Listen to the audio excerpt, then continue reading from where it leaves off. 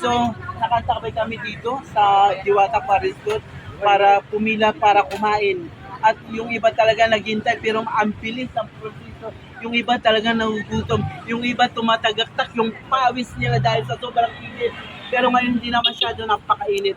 Hindi naman ako si Tito Boy Abunda na nagsasabi sa inyo, kaibigan, tara, usap tayo. Pinag-uusapan ito si Diwata. Hihimay-himayin natin kung bakit si Diwata ang hinahanap-hanap ng marami. Dahil si Diwata ang pinag-uusapan ng buong business dito sa kanyang parisan sa Pasay. Kaya tara, usap tayo kaibigan. Anong hinihintay nyo? Ano nga ba ang meron si Diwata? Diwata ba ang pinag-uusapan o si Marvin ang hinihintay nila? Kaya tara, usap tayo, kain tayo. Now na! Ah!